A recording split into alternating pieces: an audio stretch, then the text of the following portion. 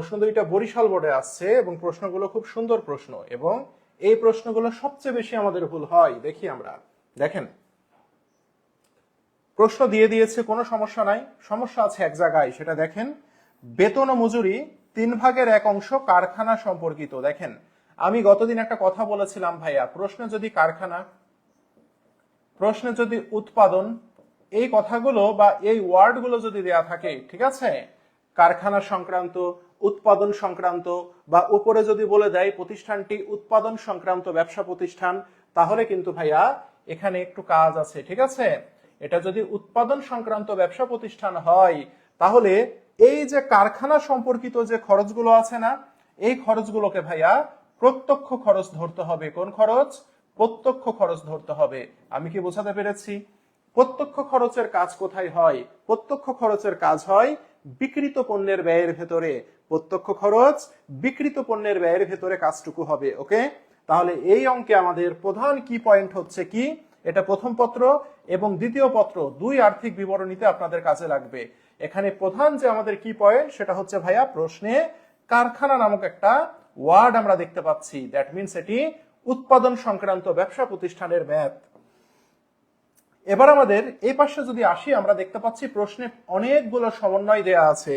সেই সমন্বয়ের ভেতরে আমরা কি দেখতে পেলাম? সমন্বয়ের ভেতরে আমরা দেখতে পাচ্ছি সমাপনী মজুদ মূল্যায়ন করা হয়েছে এত টাকা, প্রবলেম নাই। উক্ত মূল্যায়নের পর মুহূর্তে 25,000 টাকার পণ্য আগুনে বিনষ্ট হয়। ভাইয়া তাহলে একটু আমাকে বলেন তো, সমাপনী মজুদ মজুদ করার পরে আগুন লেগেছে, সমাপনী মজুদ হিসাবভুক্ত করেছি, মানে হিসাবভুক্ত করার পরে কি হয়েছে? আগুনে পড়েছে, তাই না? তাহলে বলেন তো, এই সমাপনী মজুদের ভেতরে আগুনে বিনষ্ট পণ্য অন্তর্ভুক্ত আছে না নাই? আমাকে একটু বলেন তো। সমাপনী মজুদ, সাপোজ ধরেন আমি 1,20,000 টাকা সমাপনী মজুদ লিখে ফেলেছি। সমাপনী মজুদ কত? সমাপনী মজুদ 1,20,000 টাকা, এটা আমি লিখে ফেলেছি। এ লিখা ফেলার পরে এটার পরে আগুন লেগেছে, এটার পরে কি হয়েছে? আগুন লেগে গেছে। তাহলে আমাকে একটু কষ্ট করে বলেন তো, এই যে আগুন লাগলো, আমার কত টাকার পণ্য আগুন লেগেছে? 25,000 টাকার পণ্যে আগুন লেগেছে। তাহলে এই আগুন লাগা পণ্যটা এই 1,20,000 টাকার ভেতরে আছে না নাই? এটা একটু বলেন তো আমাকে, বলেন কে বলতে পারে দেখি। দেখেন, তাহলে যেহেতু আমি 1,20,000 টাকা আমি হিসাবভুক্ত করেছি, এর পরে আগুন লেগেছে এর ভেতর থেকে, তার মানে কি এই আগুন লাগা পণ্যটা অবশ্যই 1,20,000 টাকার ভেতরে আছে। তার মানে পর মুহূর্তে মিনস কি হয়েছে বলেন তো?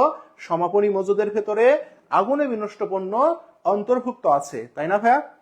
আছে, হ্যাঁ, ভেরি গুড। এই যে তাওসিফ আহমেদ জুনায়েদ বলেছে আছে, ভেরি গুড, আছে।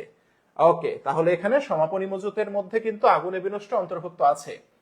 বীমা কোম্পানি কোনরূপ দাবি স্বীকার করেনি, তার মানে দাবি স্বীকার করেনি মানে কি? বীমা কোম্পানি কোনো ক্ষতিপূরণ দিবে না। তাহলে বীমা কোম্পানি যদি ক্ষতিপূরণ না দেয়, তাহলে এই যে 25,000 টাকা, এই পুরা টাকাটাই আমার কি হবে বলেন তো? আগুনে বিনষ্ট জনিত ক্ষতি হবে, তাই না? পুরা টাকাটাই আমার আগুনে বিনষ্ট জনিত ক্ষতি হবে। এবার বলেছে আমাদের প্রাপ্য হিসাবের 5% অনাদায়ী পাওনা সঞ্চিতি রাখতে হবে। কোম্পানি 10% চূড়ান্ত লভ্যাংশ ঘোষণা করেছে, যা অন্তর্বর্তীকালীন লভ্যাংশের সাথে সমন্বয় করতে হবে। এটার একটা কাজ আছে, আমি পরে বলবো। স্থায়ী সম্পত্তির উপরে 20% অবচয় ধরতে হবে। লভ্যাংশ সমতাকরণ তহবিলে 5,000 টাকা স্থানান্তর করো। আয়কর সঞ্চিতি বাবদ 15,000 টাকা সংস্থান করতে হবে। তার মানে এটা একটা কমপ্লিট প্যাকেজ ম্যাথ, যে ম্যাথটা যদি আমরা সলভ করি, মোটামুটি যত ইম্পর্টেন্ট নিয়ম কারণ আছে আমাদের কিন্তু পড়াশোনা করা হয়ে যাবে। ঠিক আছে, তো খুব মনোযোগ দিয়ে আমরা এই ম্যাথটা করব। ঠিক আছে, আচ্ছা, এটা কত অধ্যায়ের ম্যাথ? 2 দিন পরে পরীক্ষা, এখনো বুঝতে পারছেন না যে এটা কত অধ্যায়ের ম্যাথ? দুঃখজনক। তাহলে প্রথমে আমাদের কি বলেছে? অনাদায়ী পাওনা খরচ বাবদ কত টাকা আয় বিবরণীতে প্রদর্শন করব। তার মানে এই যে অনাদায়ী পাওনাকে আমরা বিশদ আয় বিবরণীতে দেখাই না, সে কাজটুকু আমাকে এখানে করে দেখাতে বলছে। তাহলে আমরা করে ফেলি। অনাদায়ী পাওনা বাবদ বিশদ আয় বিবরণীতে প্রদর্শন, হেডিং দিবেন, হ্যাঁ, অনাদায়ী পাওনা বাবদ, এইভাবে পরীক্ষাতে প্রেজেন্ট করবেন। ওকে, অনাদায়ী পাওনা বাবদ বিশদ আয় বিবরণীতে প্রদর্শন। এটা আর্থিক বিবরণী দ্বিতীয় পত্রের, হ্যাঁ, প্রশ্ন দেখে তো বোঝা উচিত। 5ম অধ্যায় হয়েছে না ভাইয়া? আচ্ছা, হওয়ার পরে আমরা কি করব? আমরা একটু সুন্দর করে ঘর টেনে নিব, তাই না? বিশদায় বিবরণীতে আমরা কি করি বলেন তো, মনে আছে কারো? প্রথমে আমরা দেখব যে অনাদায়ী পাওনা যেটা রেওয়া মিলে থাকে সেটা আগে লিখতে হবে, তাই না ভাইয়া? অনাদায়ী পাওনা রেওয়া মিলে থাকে কিনা যেটা আছে সেটা আগে লিখতে হবে। এটা হচ্ছে আমাদের বিবরণ।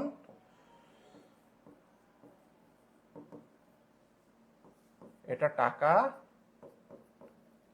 এটা টাকা।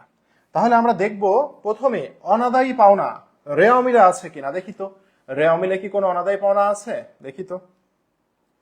এই যে রেওয়া মিলে অনাদায়ী পাওনাও আছে, অনাদায়ী পাওনা সঞ্চিতিও আছে। তো অনাদায়ী পাওনা কোথায় বসে? ডেবিটে বসে। তাহলে রেওয়া মিলে যে অনাদায়ী পাওনা আছে সেটা আগে লিখতে হবে। অনাদায়ী পাওনা 10,000,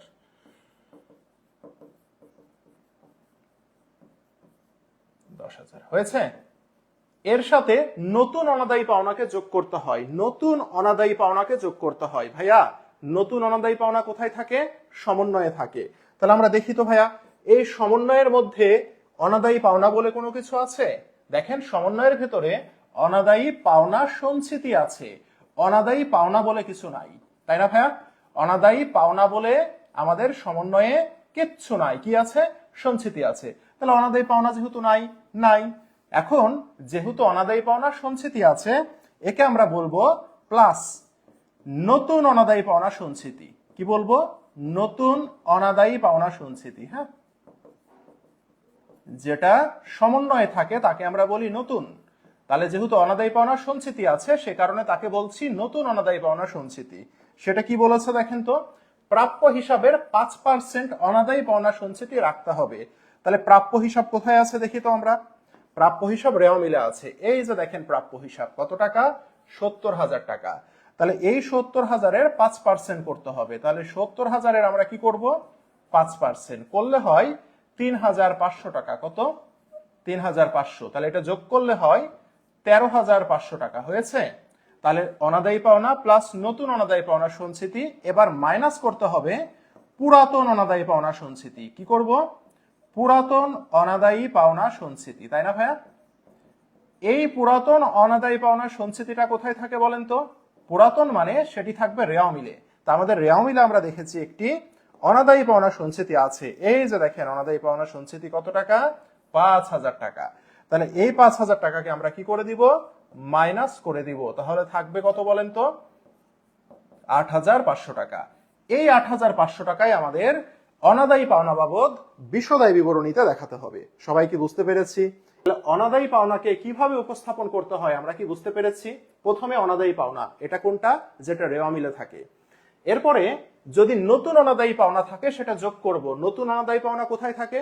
সমন্বয়ে থাকে। আমাদের এই প্রশ্নে নাই, সে কারণে আমরা লিখিনি। নতুন অনাদায়ী পাওনা সঞ্চিতি, ভাই নতুন মানে কোথায় থাকবে? সমন্বয়ে। আমাদের সমন্বয়ে আছে তাই লিখেছি। মাইনাস পুরাতন অনাদায়ী পাওনা সঞ্চিতি কোথায় থাকে? পুরাতন মানে রেওয়া মিলে থাকে। তাহলে এই 8,500 আমরা বিশদায় বিবরণীতে দেখাবো। সবাইকে ক্লিয়ার এই পর্যন্ত ভাইয়া? এটা আমাদের ডান। এরপরে আসি আমরা, পরেরটা আমাদের ইম্পর্টেন্ট। বলেছে মোট লাভ নির্ণয় করো। দেখছেন কি করতে বলেছে? মোট লাভ নির্ণয় করতে বলেছে। তাহলে মোট লাভ নির্ণয় করা মানে আমাদেরকে বিশদায় বিবরণী করতে বলেছে।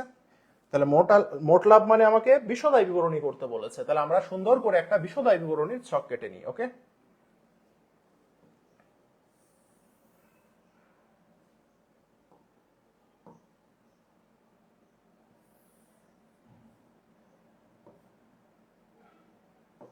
এইভাবে।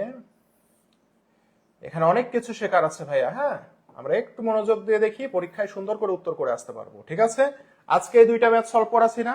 এই দুইটা ম্যাথ আজকে রাত্রে আপনারা সলভ করে ফেলবেন দুইবার করে। তারপরে কি খেলা দেখবেন না কি করবেন? রাত্রে খেলা দেখবেন, দেখে ঘুমাবেন। তাহলে এখানে বিবরণ। হ্যাঁ, টাকা টাকা টাকা। তাহলে আমাকে একটু কষ্ট করে বলেন তো ভাইয়া, কি দিয়ে বিশদায় বিবরণী শুরু হয়? মোট লাভ নির্ণয় শুরু হয় বিক্রয় দিয়ে। কি দিয়ে? বিক্রয় দিয়ে, তাই না? তাহলে আমাদের শুরু হবে কি দিয়ে? আমাদের শুরু হবে বিক্রয় দিয়ে, রাইট? তাহলে আমরা দেখি প্রশ্নে বিক্রয় কত আছে। প্রশ্নে বিক্রয় আছে কত দেখি তো। কই বিক্রয়? কই চোখে পড়ছে না। এই যে বিক্রয়। বিক্রয় থাকে কোথায়? এই যে বিক্রয়। তাহলে বিক্রয় থেকে ফেরত বার্তা যদি থাকে বাদ দিব। তাহলে বিক্রয় থেকে বিক্রয় ফেরত আছে, বার্তা আছে, এই যে ফেরত আছে, তাই না? এখন কোন ফেরত বলেনি, তাহলে আমরা মনে রাখবো ডেবিট দিকে, এটা ডেবিট দিক, ডেবিট দিকে থাকে বিক্রয় ফেরত, ডেবিট দিকে থাকে বিক্রয় ফেরত, আর ক্রেডিট দিকে থাকে কি, ক্রেডিট দিকে থাকে ক্রয় ফেরত, উল্টা। হ্যাঁ, বিক্রয় যেদিক থাকে বিক্রয় ফেরত তার উল্টা দিকে থাকবে, ক্রয় ডেবিট, ক্রয় ফেরত হবে ক্রেডিট, তাই না? তাহলে আমরা দেখতে পাচ্ছি বিক্রয় এবং বিক্রয় ফেরত আছে। বিক্রয় বাট্টা টাট্টা কিছু আছে? কিচ্ছু নাই, বিক্রয়ের সাথে কোনো সমন্বয় নাই। তাহলে আমাদের বিক্রয় আছে কত টাকা? 9,25,000 টাকা ক্রেডিট, আর বিক্রয় ফেরত আছে ডেবিট 25,000 টাকা বাদ দিব। তাহলে আমরা এখানে লিখি বিক্রয় আছে কত টাকা? 9,25,000 টাকা, তাই না ভাইয়া? এখান থেকে মাইনাস করব কাকে বলেন তো? ফেরতকে মাইনাস করে দিব। সেই ফেরত আছে কত টাকা আমাদের? 25,000 টাকা। তাহলে বিক্রয় থেকে বিক্রয় ফেরত বাদ দিলে থাকে কত? 9 লক্ষ টাকা। ওকে, এই 9 লক্ষ টাকাকে আমরা কি বলবো বলেন তো? নিট বিক্রয় বলবো। কি বলবো? নিট বিক্রয় বলবো। হইলো? হইলো? আচ্ছা, নিট বিক্রয় থেকে এবার আমাদেরকে মাইনাস করতে হবে কাকে বলেন তো? মাইনাস করব আমরা বিক্রিত পণ্যের ব্যয়কে। কাকে মাইনাস করব? বিক্রিত পণ্যের ব্যয়কে মাইনাস করব। ঠিক আছে, তাহলে বিক্রয় থেকে আমরা বিক্রিত পণ্যের ব্যয়কে মাইনাস করি। তাহলে বিক্রিত পণ্যের ব্যয়ের সূত্র কি বলেন তো ভাইয়া? বিক্রিত পণ্যের ব্যয়ের সূত্র হচ্ছে প্রারম্ভিক মজুত। প্রথমে কে থাকবে? প্রারম্ভিক মজুত, তাই না? তাহলে সেই প্রারম্ভিক মজুত কত আছে দেখি তো আমরা প্রশ্নে। প্রারম্ভিক মজুত এই দেখেন কত টাকা? 35,000 টাকা। তাহলে প্রারম্ভিক মজুদ আমরা লিখে দিই 35,000 টাকা। এর সাথে আমাদেরকে কি লিখতে হবে? ক্রয়। তাহলে ক্রয় আছে কত আমাদের দেখি তো? আমাদের প্রশ্নে ক্রয় আছে কত? 6,50,000 টাকা, তাই না? তাহলে ক্রয় আছে আমাদের 6,50,000 টাকা। এই যে এখানে লিখবো 6,50,000 টাকা। ক্রয় থেকে মাইনাস হবে কি? মাইনাস হবে ভাইয়া ফেরত, তাই না? তাহলে ক্রয় থেকে মাইনাস করব ফেরত। ফেরত আছে কত দেখি তো? এই যে ফেরত, ক্রয় ফেরত কোন দিকে বসে? ক্রেডিট দিকে বসে, অর্থাৎ 30,000 টাকা। এই যে 30,000 টাকা যদি আমরা মাইনাস করি তাহলে থাকবে কত? 6,20,000 টাকা থাকবে, তাই না? আচ্ছা, তাহলে প্রারম্ভিক মজুদ লিখলাম, ক্রয় মাইনাস ফেরত লিখলাম, তাই না? এবার দেখবো আমরা প্রত্যক্ষ খরচ যেগুলো আছে সেগুলো। প্রত্যক্ষ খরচ কোনগুলো? ক্রয় পরিবহন বা আন্ত পরিবহন, জাহাজ ভাড়া, মজুরি, ডক চার্জ, আমদানি শুল্ক, এগুলো, তাই না? কিন্তু একটু জিনিস আমাকে মনে রাখতে হবে, আমাদের এই অঙ্কটা হচ্ছে কারখানা সম্পর্কিত খরচ আছে, মানে এটা উৎপাদন সংক্রান্ত খরচ, সরি উৎপাদন সংক্রান্ত ব্যবসা প্রতিষ্ঠান। এই উৎপাদন সংক্রান্ত ব্যবসা প্রতিষ্ঠানে কারখানায় যে খরচগুলো হয়, কি বলেছি? কারখানায় যে খরচ হয়, হ্যাঁ, কারখানায় যে খরচগুলো হবে এই সব খরচগুলোকে বিক্রিত পণ্যের ব্যয়ের ভেতরে নিয়ে আসতে হবে। আমি কি বোঝাতে পেরেছি ভাইয়া? তাহলে আমরা যখন দেখব উৎপাদন সংক্রান্ত ম্যাথ, ভাইয়া আমি কি দেখে বুঝবো এটা উৎপাদন সংক্রান্ত ম্যাথ? প্রশ্নে যদি উৎপাদন কথাটা লেখা থাকে অথবা কারখানা সংক্রান্ত কোনো কিছু যদি লেখা থাকে তাহলে অঙ্কটি হবে উৎপাদন সংক্রান্ত ম্যাথ। ঠিক আছে, অঙ্কটা হবে কি?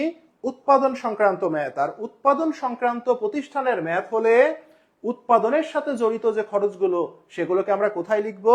বিক্রিত পণ্যের ব্যয়ের ভিতরে লিখবো। ঠিক আছে, তাহলে আমরা দেখি এখানে প্রত্যক্ষ খরচ কি আছে আগে দেখি তো ভাইয়া। এই যে ক্রয় পরিবহন, ক্রয় পরিবহন একটি প্রত্যক্ষ খরচ, কত? 15,000 টাকা। তাহলে আমরা লিখি ক্রয় পরিবহনটা আগে লিখে ফেলি। ক্রয় পরিবহন 15,000 টাকা হয়েছে ভাইয়া। এরপরে আসি ভাইয়া, হইল না? বেতন ও মজুরি 3/1 কারখানা সম্পর্কিত। দেখছেন, কারখানা সম্পর্কিত, তার মানে 3/1 আমার বিক্রিত পণ্যের ব্যয়ের ভেতরে দেখাতে হবে। যতটুকু খরচ কারখানা সংক্রান্ত তাকে আমরা বিক্রিত পণ্যের ব্যয়ের ভেতরে প্রত্যক্ষ খরচ হিসাবে দেখাবো। তাহলে কারখানা সংক্রান্ত খরচ আছে কত? 45,000 টাকা। এই 45,000 টাকার 3/1 আমরা এখানে দেখাবো। তাহলে বেতন ও মজুরি, হ্যাঁ, বেতন ও মজুরি 45,000 টাকা আছে না? এর 3/1 কত হয়? 15,000 টাকা। এটাকে আমি দেখাবো বিক্রিত পণ্যের ব্যয়ের ভেতরে। তাহলে ভাইয়া 3/1 যদি আমরা প্রত্যক্ষ খরচ হিসাবে বিক্রিত পণ্যের ব্যয়ের ভেতরে দেখাই, বাকি থাকে কয় অংশ? 3/2 না? এই 3/2 যাবে পরিচালন ব্যয়ের ভেতরে, তাই না ভাইয়া? এই 3/2 কোথায় যাবে? পরিচালন ব্যয়ের ভেতরে। আমি কি বোঝাতে পেরেছি আপনাদেরকে? 3/1 কি বলেছে? কারখানা সম্পর্কিত। কারখানা সম্পর্কিত মানে এটি উৎপাদন সংক্রান্ত প্রতিষ্ঠানের ম্যাথ। উৎপাদন সংক্রান্ত প্রতিষ্ঠানের ম্যাথ হলে কারখানায় যে খরচগুলো হয় তাকে বিক্রিত পণ্যের ব্যয়ের ভিতরে দেখাতে হবে। তো এখানে আমাকে বলেছে বেতন মজুরি 3/1 হচ্ছে কারখানা সম্পর্কিত, সেজন্য আমরা 3/1 15,000 টাকা এটি বিক্রিত পণ্যের ব্যয়ের ভিতরে দেখালাম। তাহলে 3/1 যদি বিক্রিত পণ্যের ব্যয়ের ভেতরে যায়, বাকি থাকে কয় অংশ? 3/2। এটা কোথায় যাবে? এটা যাবে পরিচালন ব্যয়ের ভেতরে। আমি কি বোঝাতে পেরেছি ভাইয়া? সবাই কমেন্ট করেন। এরপরে আসি, গেল এটা অনাদায়ী পাওনা হবে না, সংরক্ষিত অন্তর্বর্তীকালীন এগুলো আর কিচ্ছু হবে না। এবার আমরা সমন্বয়ে চলে যাই। সমন্বয়ে কি বলছে আমরা একটু পড়ি। সমন্বয়ের সমাপনী মজুদ আগুনে বিনষ্টের একটা কাজ আছে, প্রাপ্য হিসাব এত আছে, কোম্পানি এত এত এত, এই স্থায়ী সম্পত্তির উপরে 20% অবচয় ধরতে হবে। এখন প্রশ্নে আমাদের স্থায়ী সম্পত্তি আছে কি কি আমরা দেখি তো একটু। প্রশ্নে আমাদের স্থায়ী সম্পত্তি আছে কে? যন্ত্রপাতি, এটার উপরে আমরা অবচয় ধরবো, তাই না? আচ্ছা, আসবাবপত্র, এটার উপরে অবচয় ধরবো। আর কে আছে? আর কিছু নাই। এখন দেখেন ভাইয়া, আপনার এই যে যন্ত্রপাতি, যন্ত্রপাতি দিয়ে আমরা কি করি? যন্ত্রপাতি দিয়ে আমরা উৎপাদন করি, তাই না? যন্ত্রপাতি দিয়ে আমরা কি করি? উৎপাদন করি। অঙ্কটা কিসের? কারখানা যেহেতু আছে, অঙ্কটা উৎপাদনকারী প্রতিষ্ঠানের ম্যাথ। অঙ্কটা কি? অঙ্কটা উৎপাদনকারী প্রতিষ্ঠানের ম্যাথ। সে কারণে এই যন্ত্রপাতির অবচয়টা হবে প্রত্যক্ষ খরচ। কি বলেছি? যন্ত্রপাতির যে অবচয়টা আছে, এই যন্ত্রপাতির অবচয়টা হবে প্রত্যক্ষ খরচ। ক্লিয়ার? এই যন্ত্রপাতির অবচয়টা কি হবে? প্রত্যক্ষ খরচ হবে। দ্যাট মিন্স এই যন্ত্রপাতির অবচয়কে আমরা বিক্রিত পণ্যের ব্যয়ের ভেতরে দেখাবো। তাহলে আমরা নতুন করে কি শিখলাম? নতুন করে শিখলাম আমরা নরমালি যন্ত্রপাতির অবচয়কে আমরা কোথায় দেখাই? পরিচালন ব্যয়ের ভেতরে দেখাই, তাই না? কিন্তু যদি প্রতিষ্ঠানটা আমার উৎপাদনকারী প্রতিষ্ঠান হয়ে থাকে, তাহলে যন্ত্রপাতির অবচয় হবে প্রত্যক্ষ খরচ। আর প্রত্যক্ষ খরচ হলে তাকে কোথায় দেখাবো? বিক্রিত পণ্যের ব্যয়ের ভিতরে দেখাবো। ক্লিয়ার? তার মানে এই জায়গাতে যে আমাদের যন্ত্রপাতির অবচয় এই যে 20%, তাকে আমরা কোথায় দেখাবো? বিক্রিত পণ্যের ব্যয়ের ভিতরে দেখাবো, তাই না ভাইয়া? কেন? কারণ এটি উৎপাদনকারী ব্যবসা প্রতিষ্ঠান। আমি কি বোঝাতে পেরেছি সবাইকে? এটা হচ্ছে একটা নতুন। অনেকে আমরা কি করব, যারা আমরা বুঝবো না, এটাকে আমরা হট করে কার ভেতরে দিয়ে দিব? পরিচালন ব্যয়ের ভেতরে দিয়ে দিব। তাহলে এটাকে যদি আমরা পরিচালন ব্যয়ের ভেতরে দিই, তাহলে কি অঙ্ক হবে ভাইয়া? তাহলে কিন্তু আমাদের অঙ্ক হবে না, তাই না? এ পর্যন্ত কি ক্লিয়ার আমরা? স্যার, যন্ত্রপাতির অবচয় কেন এর ভেতরে আসলো? নরমালি আমরা যন্ত্রপাতির অবচয়কে কোথায় দিই? পরিচালন ব্যয়ে দিই, আমি বারবার বলছি। কিন্তু এটি যেহেতু উৎপাদনকারী ব্যবসা প্রতিষ্ঠান, আমরা যন্ত্রপাতি দিয়ে উৎপাদন করি, তার মানে এই যন্ত্রপাতির অবচয়টা প্রত্যক্ষ খরচ হবে। আর প্রত্যক্ষ খরচ হলে তাকে দেখাতে হবে কার ভেতরে? বিক্রিত পণ্যের ব্যয়ের ভেতরে। ক্লিয়ার? এটা নতুন, পরীক্ষায় আসলে পোলাপান পারবে না। তাহলে আমাদের সব হয়ে গেল, তাই না? আর কোনো খরচ টরচ নাই। তাহলে আমরা এগুলোকে একটু যোগ করে ফেলি, কত আসে দেখি। করি তাহলে ঝামেলা হবে না। 35,000 প্লাস 6,20,000 প্লাস 30,000 প্লাস 80,000, কত হয়েছে? 7,65,000, তাই না? আমাদের হয়েছে এখানে 7,65,000, তাই না ভাইয়া? এই 7,65,000 টাকা থেকে এবার আমরা কি করব? মাইনাস করব কাকে? মাইনাস হচ্ছে সমাপনী মজুদকে মাইনাস করব, তাই না? তাহলে এই সমাপনী মজুদ আবার আছে কত দেখি তো। সমাপনী মজুদ আছে 1,20,000 টাকা, তাই না? এই 1,20,000 টাকার পরে আবার কি হয়েছে? আগুনে বিনষ্ট হয়েছে। তার মানে এই 1,20,000 থেকে আমরা আগুনে বিনষ্ট বাদ দিব। কত টাকা আগুনে বিনষ্ট? 25,000 টাকা। তাহলে এই 25,000 টাকা যখন আমরা বাদ দিব, তাহলে থাকে কত সমাপনী মজুদ? এখানে থাকবে 95,000 টাকা, তাই না? 95,000 টাকা। তাহলে আমরা 7,65,000 থেকে 95,000 বাদ দিলে থাকে কত? 6,70,000 টাকা, তাই না?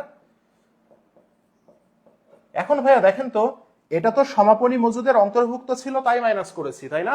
এখন পণ্যটা যে পুড়ে গেল, তাহলে আমাকে আবার মাইনাস করতে হবে না? পণ্য পুড়ে গেলে তাহলে আমরা এখানে আবার মাইনাস করব কি? আগুনে বিনষ্ট পণ্য। কত টাকা? 25,000 টাকা। তাহলে থাকে কত?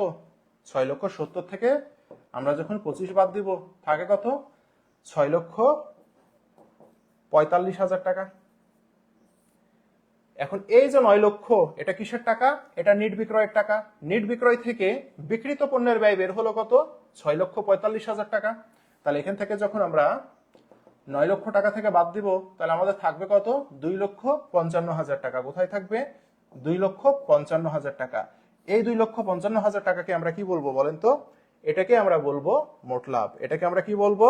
এটাকে আমরা বলবো মোট লাভ। আমরা সবাই কি বুঝতে পেরেছি ভাইয়া? একজন বলেছে ক্রয় থেকে বাদ দিব কিনা, এটা আমি প্রথম ক্লাসে ভাইয়া বলেছি। হ্যাঁ, ক্রয় থেকে বাদ দিলেও হবে, আবার আপনি যদি সব শেষে বাদ দেন তাহলেও হবে। এখন আমাদের যত আধুনিক যে বইগুলো আছে, আধুনিক যে এখন যে হিসাব বিজ্ঞান, সেখানে ক্রয় থেকে না বাদ দিয়ে তারা সব শেষে এভাবে বাদ দেয়। আপনি যদি ক্রয় থেকে বাদ দিয়ে দেখান সেটাও হবে, কোনো সমস্যা নাই, উত্তর একই হবে। একই কথা ভাইয়া, পণ্য পুড়ে যাচ্ছে, আমি ক্রয় থেকে বাদ দিচ্ছি, আর এখানে পণ্য পুড়ে যাচ্ছে, তাই আমি লাস্টে বাদ দিয়ে দিচ্ছি। একই কথা, কোনো সমস্যা নেই, আপনি যেভাবে করবেন সেভাবেই হবে। তাহলে এই অঙ্কের কি পয়েন্ট কি ছিল বলেন তো? এই অঙ্কের কি পয়েন্ট ছিল? যন্ত্রপাতির অবচয়, তাই না? কেন? কারণ এটা উৎপাদনকারী প্রতিষ্ঠান, তাই এটা ভেরি ভেরি ইম্পর্টেন্ট ভাইয়া। হ্যাঁ, এই প্রশ্নটা ভেরি ভেরি ইম্পর্টেন্ট। উৎপাদনকারী প্রতিষ্ঠানের ম্যাথ কিন্তু পরীক্ষায় আমাদের আসতে পারে, আপনাদের বোর্ডে অনেকবার আসছে। আর এই টাইপের ম্যাথ যখন দিবে, অধিকাংশ স্টুডেন্ট কি ভুল করবে না ভাইয়া? অধিকাংশ স্টুডেন্ট ভুল করবে না? আপনাদেরই তো অনেকে যন্ত্রপাতির অবচয়কে দিতেন এর ভেতরে, আপনারা কিন্তু পরিচালন ব্যয়ের ভেতরে ঢোকাই দিতেন, তাই না? তাহলে এই জিনিসগুলো বুঝতে হবে। হ্যাঁ, নেক্সটে যাই আমরা তাহলে। নেক্সটে আমাদের কি বলেছে? 1,48,500 টাকা নেট লাভ ধরে সংরক্ষিত আয় বিবরণী প্রস্তুত করো। ভাই, সংরক্ষিত আয় বিবরণী নিয়ে 4 মার্ক আপনাদের পরীক্ষায় থাকবেই, এটা খরচ। তো সংরক্ষিত আয় বিবরণী নিয়ে আমি ডিটেল আলাপ আলোচনা কোথায় করেছিলাম বলেন তো? আমি ডিটেল আলাপ আলোচনা করেছিলাম ক্লাস নাম্বার 1-এ, তাই না? এবং আয়কর সঞ্চিতি রিলেটেড A to Z যা ছিল সব কিন্তু শিখাইছিলাম, তাই না? তাহলে আমাদের এখন আবার আমরা সংরক্ষিত আয় বিবরণী করলে জিনিসগুলো আমাদের ইনশাল্লাহ ক্লিয়ার হবে। তাহলে আমরা একটা ছক টেনে ফেলি সংরক্ষিত আয় বিবরণীর।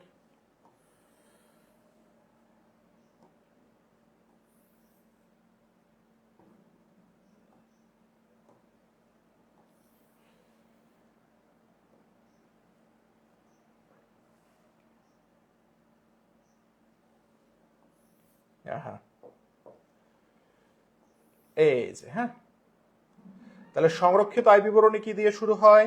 সংরক্ষিত আয়ের প্রারম্ভিক জের দিয়ে শুরু হয়, তাই না? কি দিয়ে শুরু হয়? সংরক্ষিত আয়ের প্রারম্ভিক জের বিবরণ কি দিয়ে শুরু হয় বলেন তো? সংরক্ষিত আয়ের প্রারম্ভিক জের। তাহলে এখানে শুরু করি।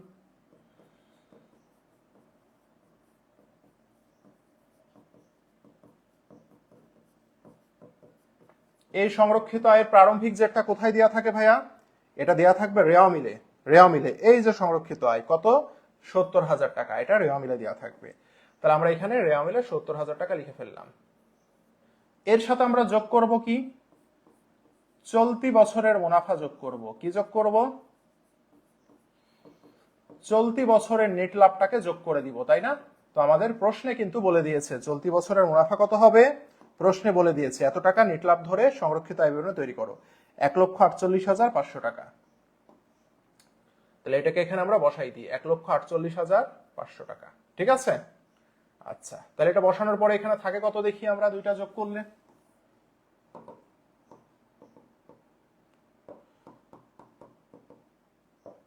2,18,500 টাকা কত থাকে? ঠিক আছে, এবার এর সাথে আমরা কি করব? আয়কর ফেরত থাকলে যোগ করব, লভ্যাংশ ফেরত থাকলে যোগ করব, লভ্যাংশ ফেরত বা লভ্যাংশের অবলোকন থাকলে যোগ করব, তাই না ভাইয়া? এই জিনিসগুলো যদি থাকে আমরা যোগ করব। আমাদের এই প্রশ্নে তেমন কিছু নাই, আয়কর ফেরত লভ্যাংশ ফেরত কিছু নাই। কিন্তু এই যে আয়কর এবং আয়কর সঞ্চিতি আছে, এটার একটা কাজ আছে। দেখি তো আমরা কে বড়? আয়কর কোন দিকে থাকে? আয়কর থাকে ডেবিটে। তাহলে আয়কর আছে কত দেখেন তো এখানে, এটা কি মনে আছে আপনাদের? আয়কর আছে কত? আয়কর আছে 15,000 টাকা, তাই না? আয়কর সঞ্চিতি আছে কত ভাইয়া? আয়কর সঞ্চিতি আছে 10,000 টাকা ভাইয়া। তাহলে বলেন তো কে বড়? এখানে আয়কর বড়। তাহলে আয়কর যদি বড় হয় তাহলে আমি কি করব? আয়কর বড় হলে আমাকে বিয়োগ করতে হবে, লাভ থেকে কি করতে হবে? বিয়োগ করতে হবে। আর যদি সঞ্চিতি বড় হতো তাহলে আমাকে এখানে কি করতে হতো? যোগ করতে হতো।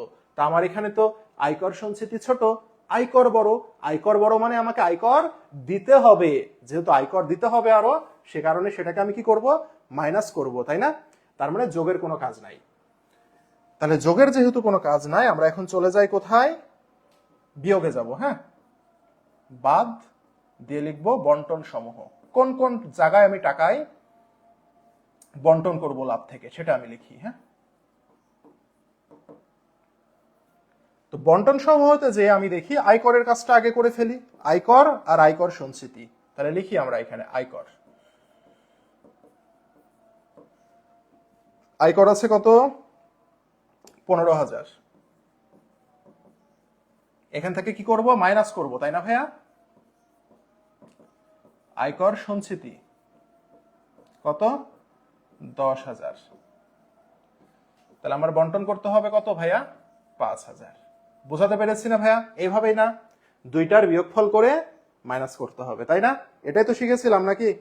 এটাই শিখেছিলাম না ভাইয়া? হ্যাঁ, ফার্স্ট ক্লাসে মনে আছে এটা? হ্যাঁ, লভ্যাংশ আর তহবিল গুলো আসবে, ভেরি গুড। কিন্তু এখানে একটা কথা বলেছে ভাইয়া, দেখেন, সকল লভ্যাংশ আর তহবিল গুলো আসবে, কিন্তু এখানে একটা কথা আছে, কোম্পানি 10% চূড়ান্ত লভ্যাংশ ঘোষণা করেছে, যা অন্তর্বর্তীকালীন লভ্যাংশের সাথে সমন্বয় করতে হবে। এই কথাটার অর্থ কি জানেন? দেখেন, আমার এখানে অন্তর্বর্তীকালীন লভ্যাংশ দেয়া আছে না প্রশ্নে? এই যে প্রশ্নে আমার কি দেয়া আছে, প্রশ্নে আমাদের অন্তর্বর্তীকালীন লভ্যাংশ আছে কত টাকা, 30,000 টাকা, তাই না ভাইয়া? আমাদের অন্তর্বর্তীকালীন লভ্যাংশ কত দেয়া আছে, 30,000 টাকা দেয়া আছে, রাইট? তাহলে একটু ভালো করে বুঝবেন, এটা আমরা নতুন একটা সমন্বয়, অন্তর্বর্তীকালীন লভ্যাংশ, এটা কত দেয়া আছে আমাদের রেওয়া মিলে, অন্তর্বর্তীকালীন লভ্যাংশ দেয়া আছে 30,000 টাকা, তাই না ভাইয়া? আচ্ছা, ভালো কথা। এখন আমাকে কোম্পানি 10% চূড়ান্ত লভ্যাংশ ঘোষণা করেছে, যা অন্তর্বর্তীকালীন লভ্যাংশের সাথে সমন্বয় করতে বলেছে, তাই না? এখন প্রশ্নে আমরা জানি লভ্যাংশ ঘোষণা করতে হয় কিসের উপরে, শেয়ার মূলধনের উপরে, তাই না? তো আমাদের এই প্রশ্নে শেয়ার মূলধন দেয়া আছে কত টাকা জানেন? আমাদের এই প্রশ্নে শেয়ার মূলধন দেয়া আছে হচ্ছে আপনার কত টাকা, এটা আবার ওই পাশে গেলে আবার বন্ধ হয়ে যাবে। আচ্ছা দাঁড়ান, যাই, সমস্যা নাই। আমার প্রশ্নের শেয়ার মূলধন দেয়া আছে কত টাকা, এই যে শেয়ার মূলধন দেয়া আছে 5 লাখ টাকা। কত টাকা, 5 লাখ টাকা। তাহলে একটা জিনিস বোঝেন, অন্তর্বর্তীকালীন দেয়া আছে কত, অন্তর্বর্তীকালীন লভ্যাংশ দেয়া আছে 30,000 টাকা। হ্যাঁ, আর লভ্যাংশ ঘোষণা করতে বলেছে কত, 10%। 5 লাখ টাকা ছিল না, 5 লাখ টাকা 10%, তাই না? আচ্ছা, তাহলে আমাদের 5 লাখ টাকার 10% যদি আমরা করি, তাহলে কত টাকা হয় বলেন তো? 5 লাখ টাকার 10% যদি আমরা করি, তাহলে কত হয়, 50,000 টাকা হয়, তাই না?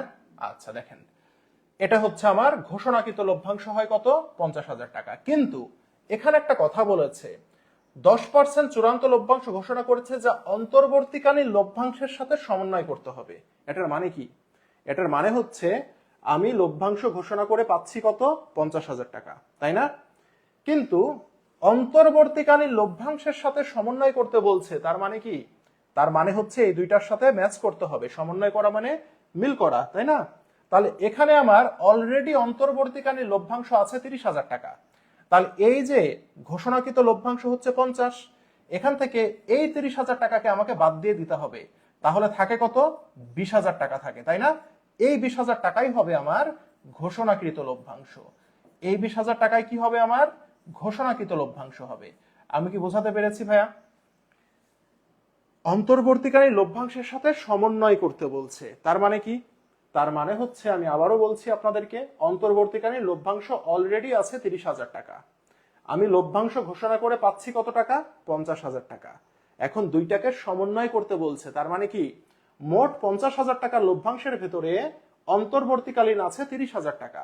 তাহলে ঘোষণাকৃত লভ্যাংশ কত হবে, মোট 50,000 টাকা লভ্যাংশ মাইনাস অন্তর্বর্তীকালীন লভ্যাংশ 30,000। তাহলে ঘোষণাকৃত লভ্যাংশ কত হবে, 20,000 টাকা হবে। আমি কি বোঝাতে পেরেছি ভাইয়া? একটু বলেন তো। হ্যাঁ, বুঝতে পেরেছি। আবারও বলি আমি, দেখেন, এটা বোঝার আছে। অন্তর্বর্তীকালীন লভ্যাংশ দিয়েছে 30,000, লভ্যাংশ আমি ঘোষণা করি শেয়ার মূলধনের উপরে।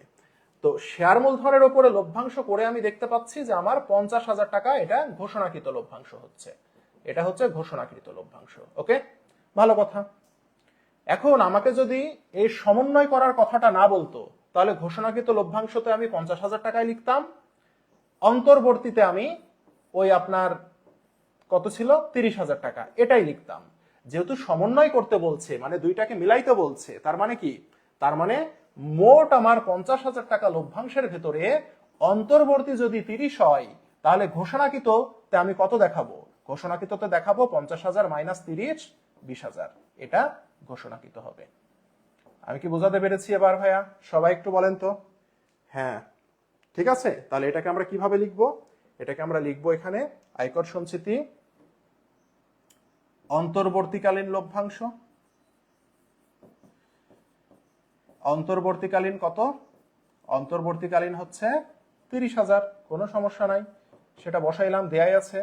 এবার আসেন ঘোষণাকৃত। ঘোষণাকৃত কি বলেছে?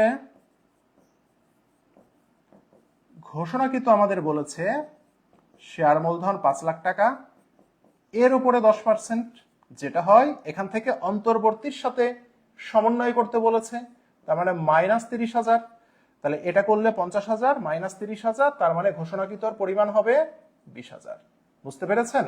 হ্যাঁ হ্যাঁ হ্যাঁ, অধিকারকে সুনামের সাথে অবলোকন করতে হবে, এরকম অনেকটা। ঠিক আছে, এই যে ঘটনা গেল এটা। এরপরে দেখি তো আর কোনো তহবিল মহবিল কিছু আছে কিনা।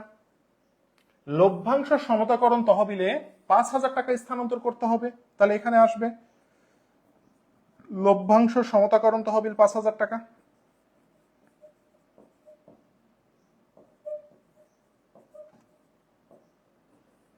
দিয়েছি দিয়েছি ভাইয়া। আপনাদেরকে যদি আমি প্রশ্ন করি, সমন্বয়ে যদি আয়কর সঞ্চিতি দেয়া থাকে, তাহলে এটার কাজ কোথায় কোথায় হয় বলেন তো? সমন্বয়ে আয়কর সঞ্চিতির কাজ কোথায় হয়? বিশদ আয় বিবরণী থেকে মাইনাস করি, তাই না? বিশদ আয় বিবরণীতে কোথায় থেকে মাইনাস করি বলেন তো? ক্লাস 2 এ শিখাইছিলাম, কর পূর্ব মুনাফা থেকে, তাই না? কর পূর্ব মুনাফা থেকে বিশদ আয় বিবরণীতে মাইনাস করি, আর এটাকে আমরা চলতি দায় হিসাবে আবার দেখাবো, তাই না? চলতি দায় হিসাবে আর্থিক অবস্থার বিবরণীর ভেতরে দেখাবো। তার মানে সমন্বয়ে যে আয়কর সঞ্চিতি থাকে, এটার কাজ কিন্তু সংরক্ষিত আয় বিবরণীতে হবে না। ক্লিয়ার ভাইয়া সবাই? ক্লিয়ার আমরা সবাই? সবাই ক্লিয়ার, তাই না? আমরা তাহলে যদি ক্লিয়ার হয় একটু একটু যোগ করি। শেষ যেহেতু কাজ আমাদের 50, 55, 60,000 টাকা, তাই এটা আমরা যদি 60,000 টাকাকে যদি মাইনাস করে দিই, তাহলে থাকে কত বলেন? তাহলে আমাদের 2,18,500 থেকে মাইনাস করবো কাকে? 60,000কে, তাহলে থাকে কত? 1,58,500। 1,58,500। এটাকে আমরা কি বলবো? এটাকে আমরা বলবো সংরক্ষিত আয়ের সমাপনীজের। হ্যাঁ, এটা আমরা বলবো সংরক্ষিত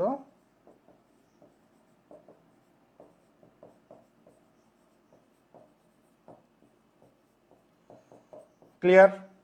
হ্যাঁ, Alisha Rahman, very good very good. চলতি দায় আর বিশদ আয় বিবরণীতে। তাহলে আয়কর সঞ্চিতির ঝামেলাটা ক্লিয়ার হয়েছে, দেখছেন? প্রতিটা ম্যাথে আসছে না, আয়কর, আয়কর সঞ্চিতি, নতুন আয়কর সঞ্চিতি। তাহলে এগুলোই কিন্তু আমাদের পরীক্ষায় আসবে ভাইয়া।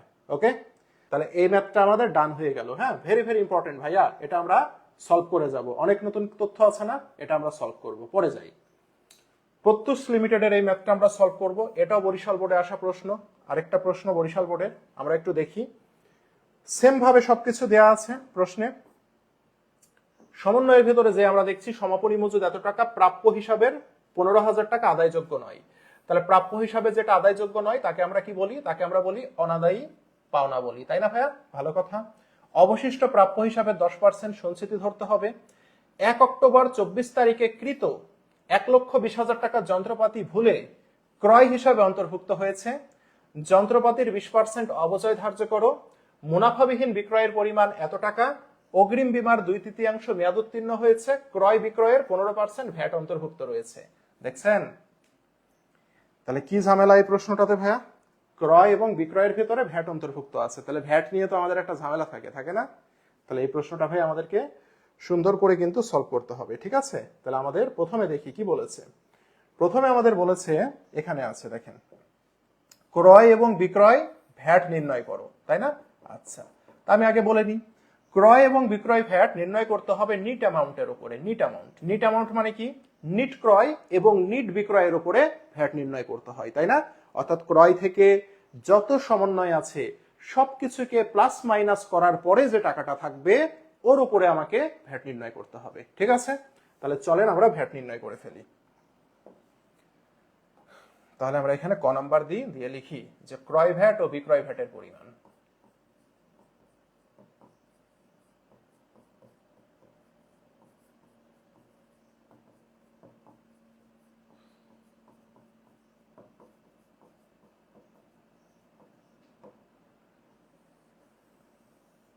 তাহলে প্রথমে আমরা ক্রয় ভ্যাটটা নির্ণয় করে ফেলি।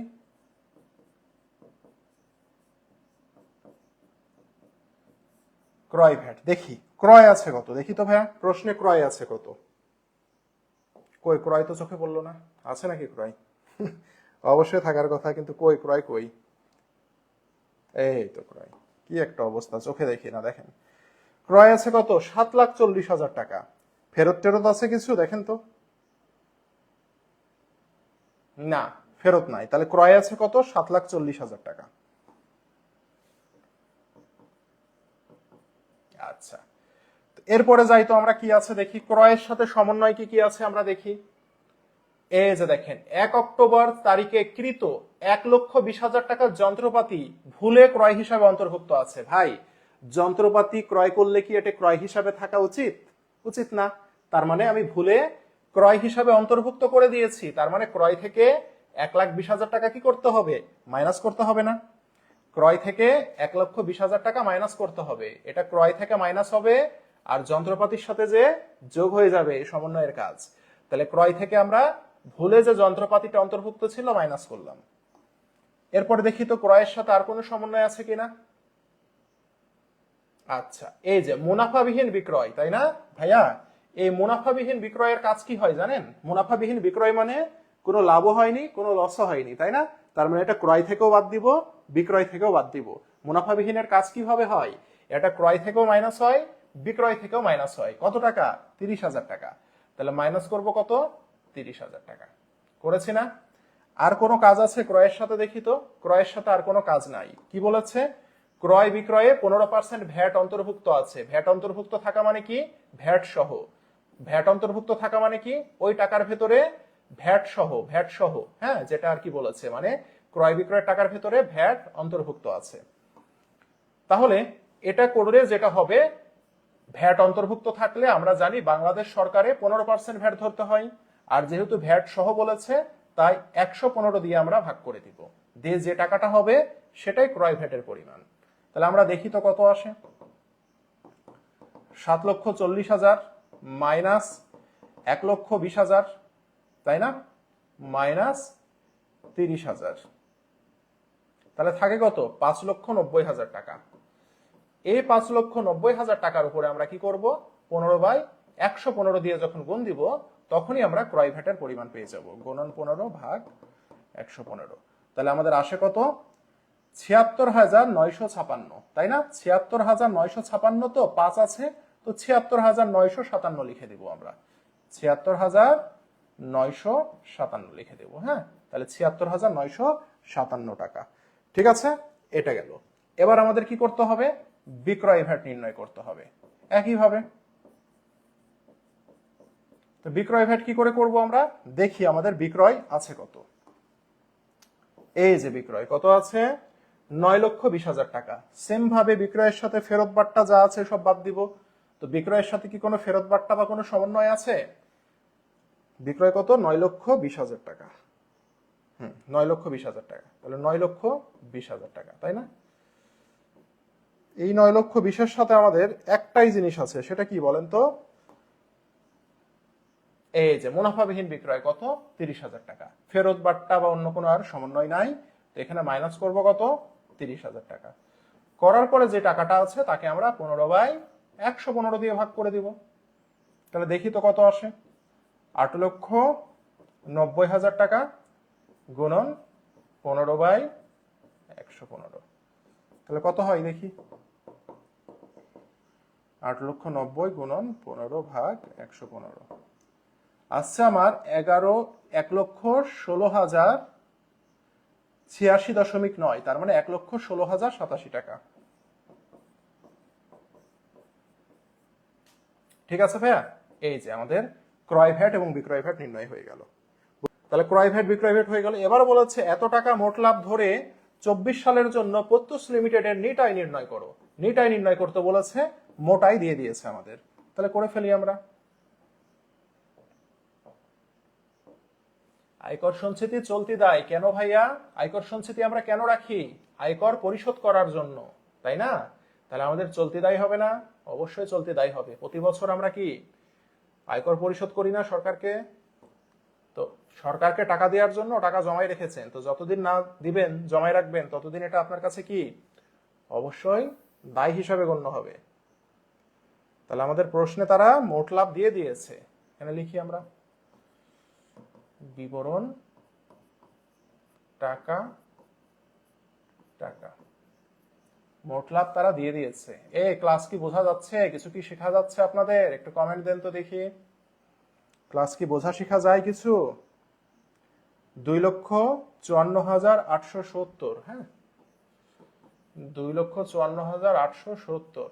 আমি কিন্তু খুবই আস্তে আস্তে ধীরে ধীরে প্রশ্ন সিলেকশন থেকে শুরু করে যত আলোচনা দরকার ডিটেল একেবারে যত সহজ করে বোঝানো আপনাদের জন্য ট্রাই করছি, যাতে করে আপনারা পরীক্ষায় যারা একটু পড়াশোনা করেছি তারা 20-20 পাই, আর যারা মোটামুটি পড়াশোনা করেছি তারাও যাতে ক্লাসগুলো করলে আমার মনে হয় 14-15 পরীক্ষায় নিয়ে আসতে পারবেন। আর যারা একেবারে নতুন শিখছি তারাও যদি পরীক্ষায় জাস্ট আমি উত্তর করব এই ইন্টেনশন যদি থাকে, আপনারাও 10-12 পাবেন এই ক্লাসগুলো যদি করে যান ভাইয়া। হ্যাঁ, এতটুকু গ্যারান্টি আমি দিচ্ছি আপনাদেরকে। আচ্ছা, তাহলে মোট লাভ দেওয়া আছে। তাহলে আমরা মোট লাভ থেকে মাইনাস করবো কাকে বলেন তো? পরিচালন ব্যয়কে মাইনাস করব, তাই না?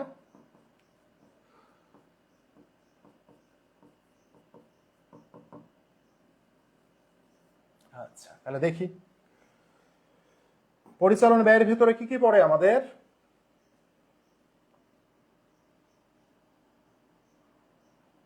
মজুরির কাজ কিন্তু হয়ে গেছে, তাই না? মজুরি তো কোথায় যায়? মোট লাভ নির্ণয়ের ভিতরে যায়, তো মজুরি কিন্তু আসবে না এখানে। আর আমাদের আসবে কি? বহি পরিবহন। বহি পরিবহন মানে কি? বিক্রয় পরিবহন। সেটা কত আছে? 60,000 টাকা, তাই না ভাইয়া? বহি পরিবহন আসবে, সেটা কত? 60,000 টাকা। বিক্রয় পরিবহন এর ভেতরে আসবে, আর ক্রয় পরিবহন বিক্রিত পণ্যের ব্যয়ের ভেতরে যাবে। এরপরে আমাদের কি আছে দেখেন তো? এরপরে আমাদের বলেছে অগ্রিম বীমা। তো বীমার একটি সমন্বয় আছে, অগ্রিম বীমা 30,000 টাকা। এটার একটা সমন্বয় আছে আমার মনে আছে, দেখেন এটার একটা সমন্বয় আছে আমার মনে আছে। সেই সমন্বয়টা কি দেখেন তো? অগ্রিম বীমার 2/3 মেয়াদ উত্তীর্ণ হয়েছে। ভাইয়া, মেয়াদ যদি উত্তীর্ণ হয়ে যায় তাহলে তাকে আমাদেরকে ব্যয় হিসাবে দেখাতে হবে, মনে থাকবে। তাহলে 2/3 মেয়াদ উত্তীর্ণ হয়েছে মানে 2/3 টাকাকে আমাদেরকে ব্যয় হিসাবে দেখাতে হবে। বীমা কি? বীমা হচ্ছে পরিচালন ব্যয়ের ভেতরে যাবে। তাহলে বীমা ব্যয় লিখবো আমরা, বীমা খরচ লিখবো। বীমা খরচ আছে কত? 30,000 টাকা। এই 30,000 টাকার 2/3 মেয়াদ উত্তীর্ণ হয়েছে। 2/3 মানে 10 দুগুণ 20,000 টাকা। ক্লিয়ার আমরা ভাইয়া? সবাই বুঝছি? ডান, বীমা খরচ ডান। এরপরে যাই দেখি কি বলেছে। ক্রয় বিক্রয় বিনিয়োগের সুদ। বিনিয়োগের সুদ আয় হিসাব, নগদ তহবিল, সম্পদ যাবে না। এরপরে আসি আমরা, এখানে আসি। এখানে এসে বলেছে প্রাপ্য হিসাবের 15,000 টাকা আদায়যোগ্য নয়। এখানে কি কোনো পুরাতন প্রাপ্য, এখানে কি অনাদায়ী পাওনা আছে? এখানে কি আমাদের অনাদায়ী পাওনা আছে কোনো? এখানে কি অনাদায়ী পাওনা আছে? নাই। তার মানে আমাদের যেটা আদায়যোগ্য নয় সেটাই হচ্ছে আমার নতুন অনাদায়ী পাওনা 15,000 টাকা। সমন্বয়ে যেটা থাকে তাকে আমরা বলি নতুন অনাদায়ী পাওনা। তাহলে আমরা এখানে লিখব নতুন অনাদায়ী পাওনা। হ্যাঁ,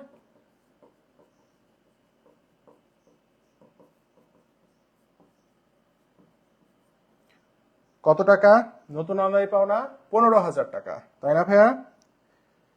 আচ্ছা, অনেকটা ক্লিয়ার হয়েছে। আপনার বোঝানোর কোয়ালিটি অনেক ভালো। চ্যাপ্টারে মাঝে মধ্যে মালিকানা সত্ত্ব নিয়ে প্রবলেম হয়। মালিকানা সত্ত্ব করাইছি তো ভাইয়া, ক্লাস 2-এ সবকিছু করাই দিয়েছি। তো ক্লাসগুলো করতে হবে। হ্যাঁ, ক্লাসগুলো করতে হবে। কতদিন তো মালিকানা সত্ত্ব খুব সুন্দর করে শিখালাম।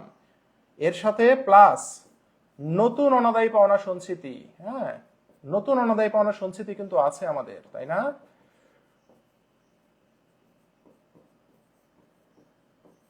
কোথায় আছে ভাইয়া নতুন অনাদায়ী পাওনা সঞ্চিতি? এই যে দেখেন কি বলেছে, অবশিষ্ট প্রাপ্য হিসাবে 10% সঞ্চিতি ধরো। তাহলে আমাদের এখানে প্রাপ্য হিসাব আছে কত? প্রাপ্য হিসাব আছে ৮০,০০০ টাকা, তাই না? তাহলে প্রাপ্য হিসাব যে ৮০,০০০ টাকা, এর ভেতরে ১৫,০০০ টাকা আদায়যোগ্য নয়, তার মানে এই ১৫,০০০ টাকাকে বাদ দিয়ে দিলাম আমরা। বাদ দিয়ে যে টাকাটা থাকবে তার উপরে আমরা কত পার্সেন্ট ধরবো? তার উপরে আমরা ৫% অনাদায়ী পাওনা সঞ্চিতি ধরবো। তাহলে আমরা ৫% করি এই টাকাটাকে। তাহলে ৮০,০০০ টাকা মাইনাস ১৫,০০০ টাকা কত হয়? ৬৫,০০০ টাকা গুণন ৫ ভাগ ১০০, তাহলে ৩২৫০ টাকা। হ্যাঁ, এই যে ৩২৫০ টাকা। তাহলে ১৫×৩ = ১৮,২৫০ টাকা এখানে বসবে। ঠিক আছে ভাইয়া, বসলো, ডান। আর কিছু আছে?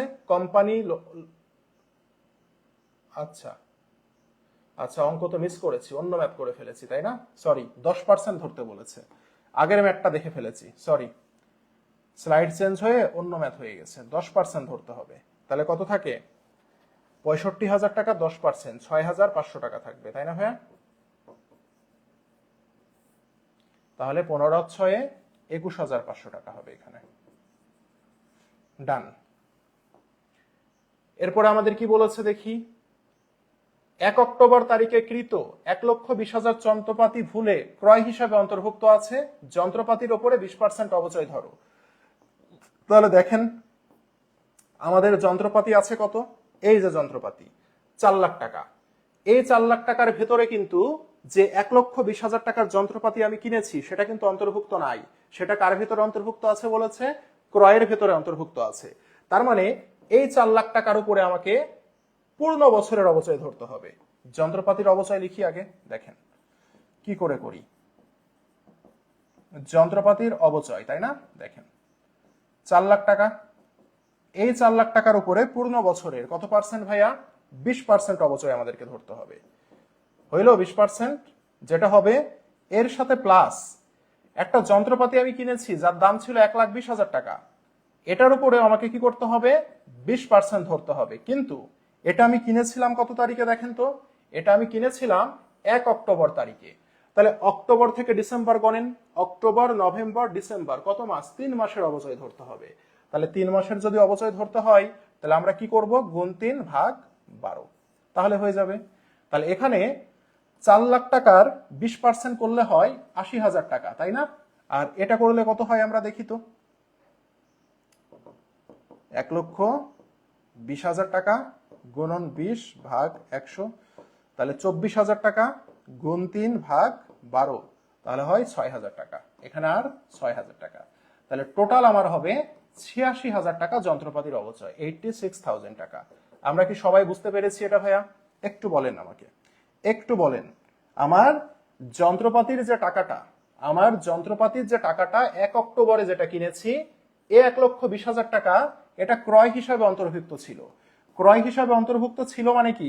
রেওয়া মিলে যে যন্ত্রপাতিটা দেয়া আছে এর ভেতরে অন্তর্ভুক্ত ছিল না।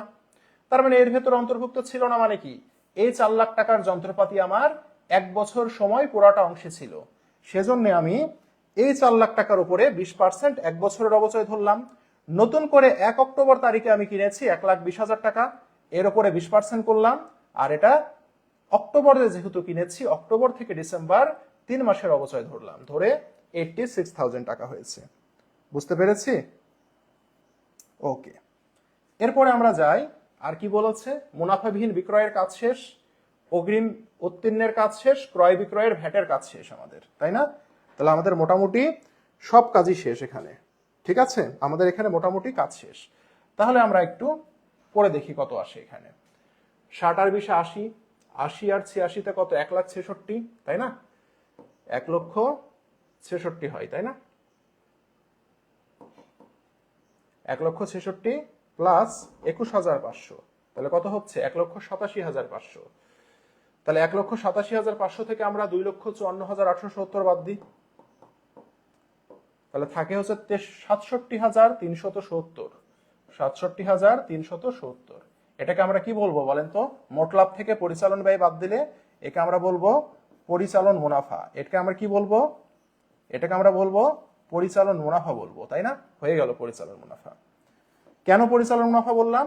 দেখেন এখানে আমাদের একটা জিনিস আছে, সেটা হচ্ছে বিনিয়োগ, বিনিয়োগের সুদ। তা আমরা জানি বিনিয়োগের সুদ হচ্ছে একটি আয় হিসাব। কোন ধরনের আয়? সকল আয় হচ্ছে অপরিচালন আয়। সকল আয় কি হচ্ছে ভাইয়া? অপরিচালন আয়। হ্যাঁ, তাহলে অপরিচালন আয়। ঠিক আছে, আচ্ছা। তো এখানে আমাদের প্রশ্নে বিনিয়োগের সুদ দিয়ে দিয়েছে কত টাকা? 15,000 টাকা। তাহলে আমরা লিখি বিনিয়োগের সুদ 15,000 টাকা।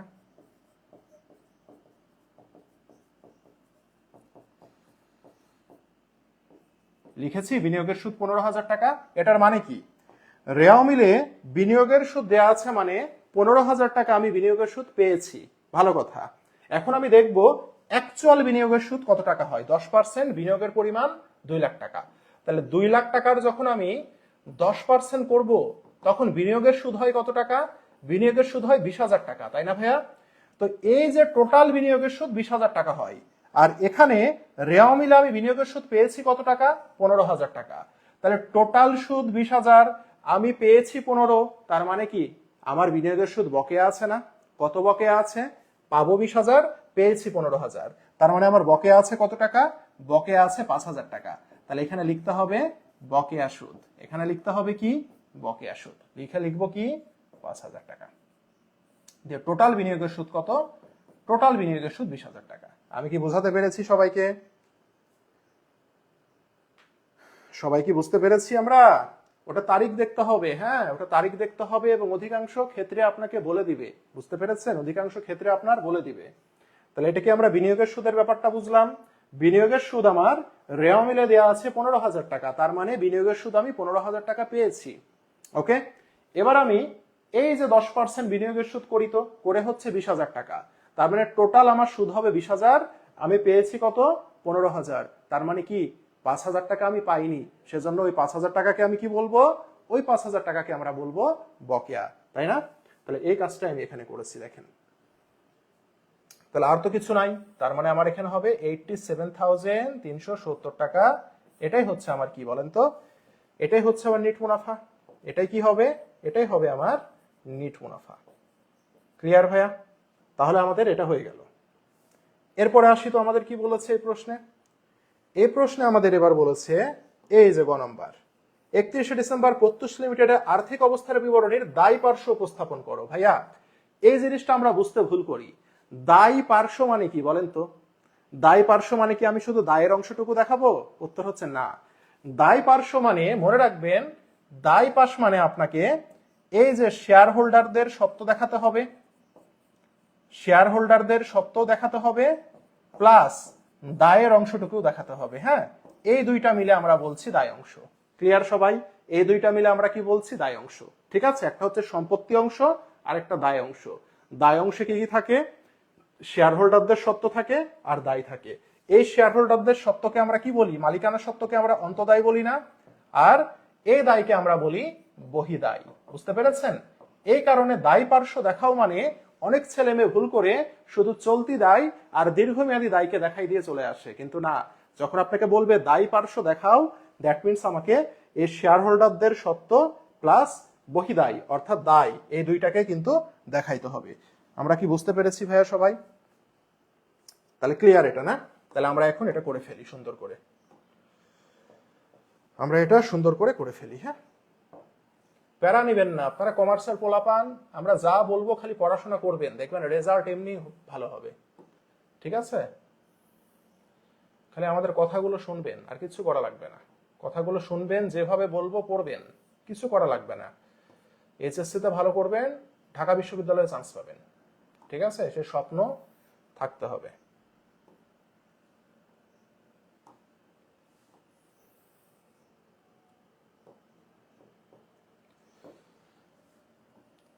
অ্যাডমিশন ব্যাচে ভর্তি হয়েছেন কেউ আছেন নাকি আমাদের এখানে?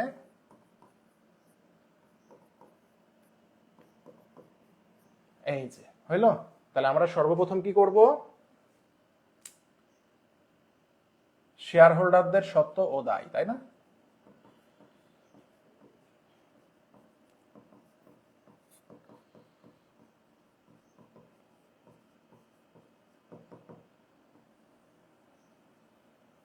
আচ্ছা, তাহলে প্রথমে আমরা শেয়ার মূলধন দিয়ে শুরু করি। শেয়ার মূলধনে আমরা সর্বপ্রথম কি দেখাবো? অনুমোদিত মূলধন, তাই না? অনুমোদিত মূলধন দেখানো বাধ্যতামূলক, ঠিক আছে, জাস্ট খালি শো করতে হয়, রাইট, শো করতে হয়।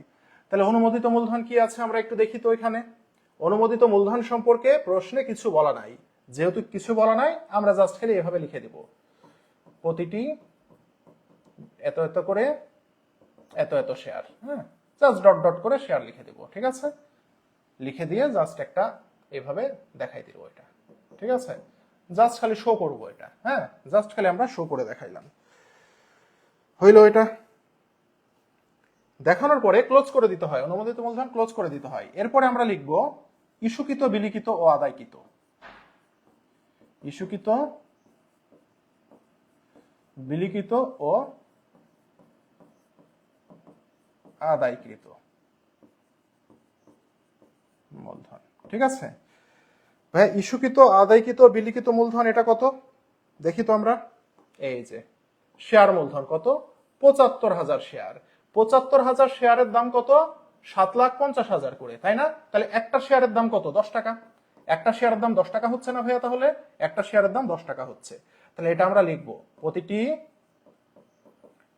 10 টাকা করে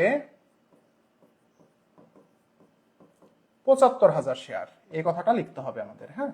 তাহলে প্রতিটি 10 টাকা করে ৭৫,০০০ শেয়ার কত, ৭,৫০,০০০, হ্যাঁ। এটাকে কিন্তু আবার ক্লোজ করা যাবে না, হইলো। তাহলে শেয়ার মূলধনে আমরা অনুমোদিত দেখাইলাম, দেখাই ক্লোজ করে দিলাম, ইস্যু বিলি আদায় দেখাইলাম। এবার কি, হ্যাঁ, ভর্তি হবে ইচ্ছা আছে, আচ্ছা ঠিক আছে, পরীক্ষাটা দেন আগে, তারপর দ্রুত ভর্তি হয়ে যাবেন, হ্যাঁ, হইল। এরপরে আমরা লিখব আরেকটা পার্ট থাকে, সেটা হচ্ছে সঞ্চিতি ও উদ্বৃত্ত অংশ। ওকে, সঞ্চিতি ও উদ্বৃত্ত অংশ। ভাইয়া সঞ্চিতি উদ্বৃত্ত অংশের ভেতরে কি কি আসে? শেয়ার অধিহার আসে, লভ্যাংশ সমতাকরণ তহবিল আসে, সংরক্ষিত আয়ের জের আসে, আসে না? এগুলো পড়াইছি না, মনে আছে? তাহলে এই জিনিসগুলো আসে, সাধারণ সঞ্চিতি আসে। তো এই রিলেটেড জিনিসগুলো আমাদের এখানে কি আছে আমরা একটু পড়ি। এই যে সাধারণ সঞ্চিতি আছে কত, ১,২০,০০০। এই সাধারণ সঞ্চিতির কি কোনো সমন্বয় ছিল? নাই। তাহলে সাধারণ সঞ্চিতি ১,২০,০০০।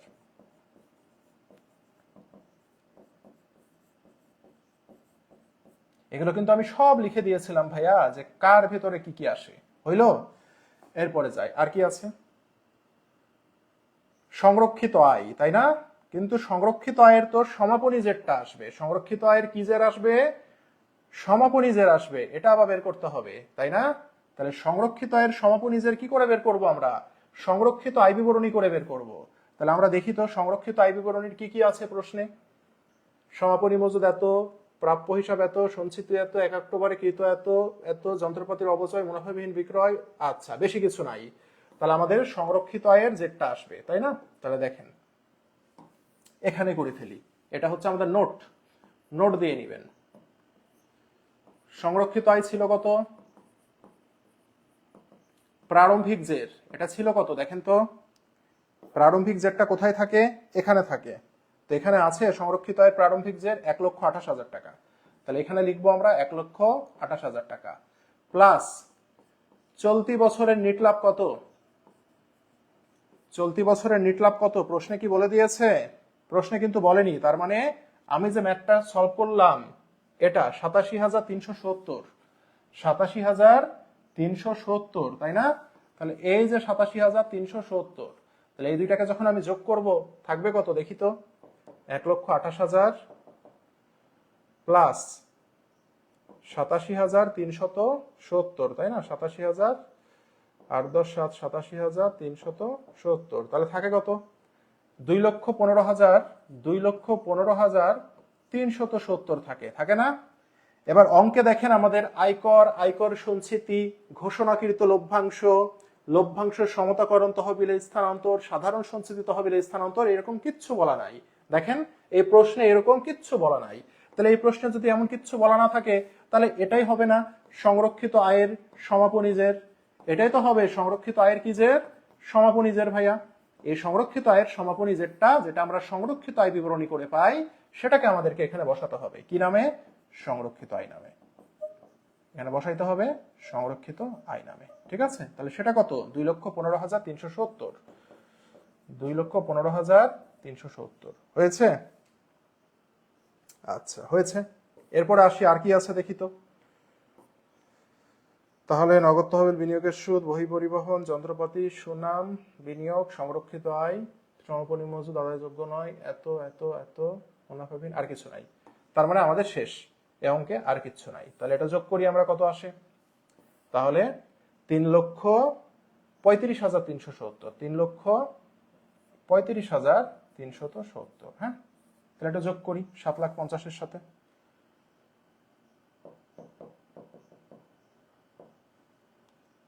প্লাস 7,50,000, তাহলে আছে 10,85,370।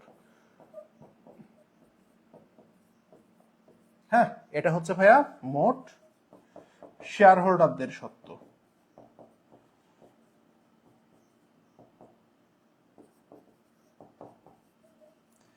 এবার আমরা একটু দায় অংশটা করে ফেলি। এডমিশন ব্যাচে ভর্তি যদি আপনি নাও হন, প্রথমে যদি ভর্তি নাও হন, আফসোস করে পরে এসে ভর্তি হইতেই হবে। হ্যাঁ, এটা গ্যারেন্টেড। আচ্ছা, আসি এবার দায়ের ভিতরে চলে আসি। দায়ের ভেতরে একটু মনোযোগ দিয়ে শুনবেন। তাহলে দায় কি কি আছে আমাদের দেখি তো। দীর্ঘমেয়াদী দায় আছে, ঋণ, ঋণপত্র, বন্ড, ডিবেঞ্চার আছে? নাই। তাহলে আমাদের চলতি দায় আছে শুধুমাত্র। কি দায় আছে? চলতি দায় আছে। চলতি দায় ও ভবিষ্যৎ ব্যবস্থা, এই কথাটা লিখবেন। হ্যাঁ, চলতি দায় ও ভবিষ্যৎ ব্যবস্থা, এই কথাটা লিখতে হবে এখানে। হ্যাঁ, আচ্ছা, তাহলে চলতি দায়ের ভেতরে কি আছে? প্রদেয় হিসাব কত? 65,000 টাকা।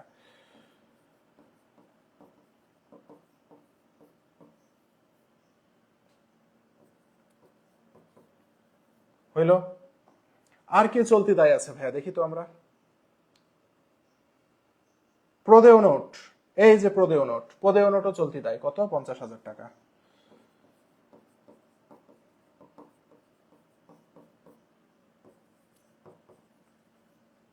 এরপরে আসি, দেখি তো কত আছে।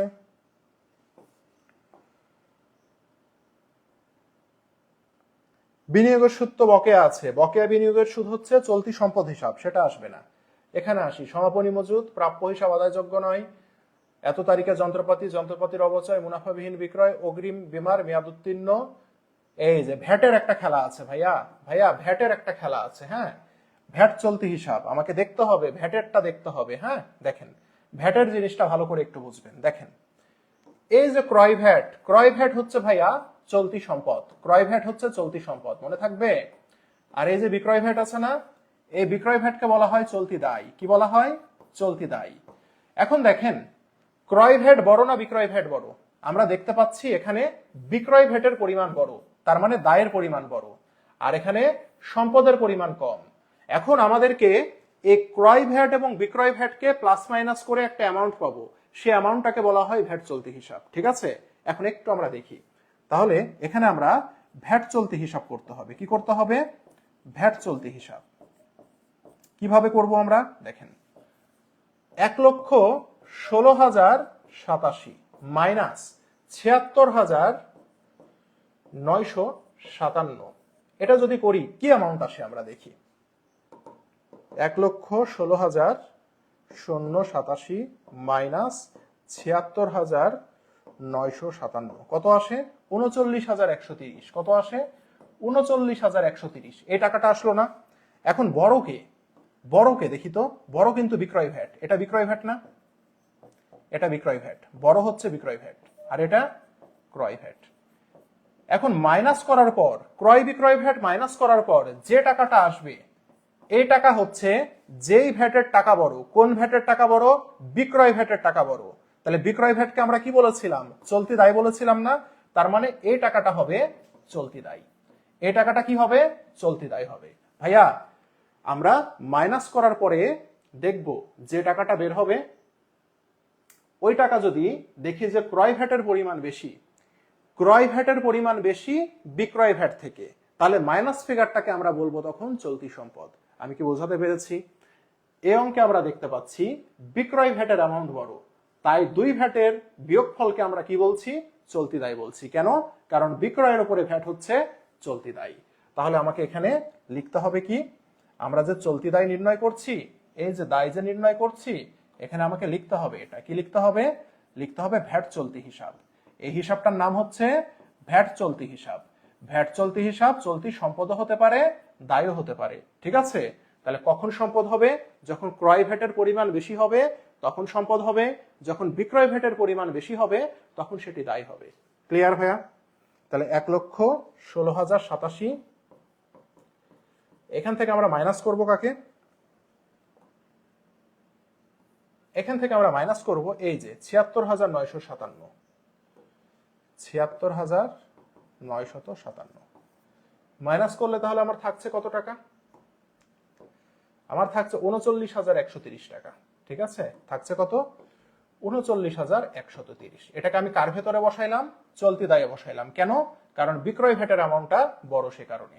বোঝা গেছে? আর কিচ্ছু নাই। তা আমরা প্লাস মাইনাস করে দিই।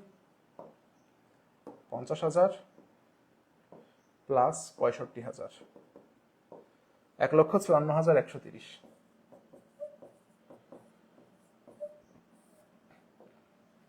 এখানে ছিল 10,85,370।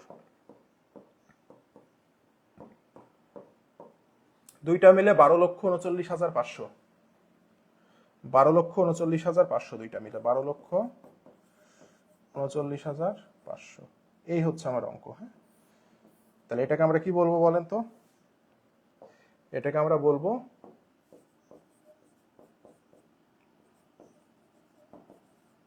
মোট শেয়ার হোল্ডারদের সত্ত্ব ও দায়।